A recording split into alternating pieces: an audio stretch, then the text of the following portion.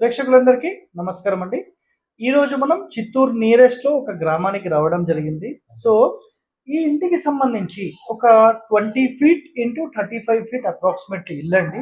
ఇందులోపల ఈశాన్యం నుంచి 3వ స్థానంలో డోర్ అనేది ఇక్కడ పెట్టారు. మళ్ళీ దాని ఆపోజిట్లో మీరు చూస్తే అక్కడ గేట్ ఉంది.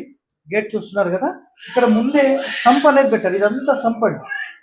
ఈశాన్యంలో ఇంటి లోపల సంప్ అనేది పెడితే చాలా వరకు డ్యామేజ్ అనేది జరుగుతుంది. ఇది head related problems and main door ముందు ఉంటే ఫైనాన్షియల్ రిలేటెడ్ ప్రాబ్లమ్స్ అనేవి జరుగుతాయి.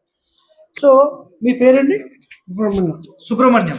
సో సుబ్రహ్మణ్యం గారు, మీకు ఇప్పుడు ఆ సంపు పెట్టిన ఎన్ని రోజులకు, ఇప్పుడు ఒకటండి, ఈయనకు పెరాలసిస్ వచ్చింది అనేది డాక్టర్ల ఒకరు పెరాలసిస్ అంటున్నారు, ఇంకొకరు స్ట్రోక్ అంటున్నారు. సో ఒక్కొక్కరు ఒక్కో రకంగా చెప్తున్నారు. మళ్ళీ బ్లడ్ రిపోర్ట్స్, చెకింగ్స్ మొత్తం అన్ని టెస్టింగ్లు చేస్తే ఏమీ లేదని మాట్లాడుతున్నారు. ఇది కరెక్టా? అసలు ఏం చెప్పండి, మీకు ఏం జరిగింది?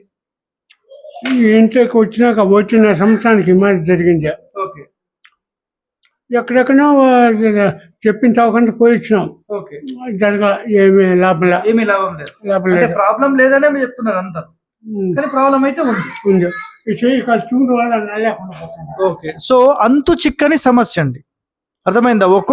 ఒకరు ప్రాబ్లం ఉందంటున్నారు, ఇంకొకరు లేదంటున్నారు. టెస్టింగ్ చేసిన తర్వాత ఇలాంటి అంతు చిక్కని రోగాలు ఎందుకు వస్తున్నాయి?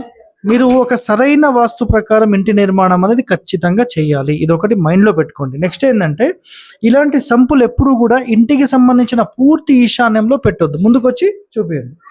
సో ఇది డోర్ అండి.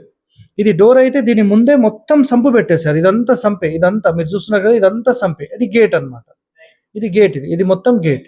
సో ఇలా ఎప్పుడు పెట్టకండి దయచేసి. ఓకే, సో ఎన్నో వాస్తు రహస్యాలు మన హరివాస్తు ద్వారా మీరు అందరూ తెలుసుకుంటున్నారు కదా. సో ఇది ఒక కొత్తది అనుకోండి, ఇంతకుముందు కూడా మనం చెప్పడం జరిగింది. సో ఖచ్చితంగా మంచి నియమాలు పాటించి అందరూ బాగుండాలని కోరుతూ మీ హరివాస్తు హరిని. Thank you.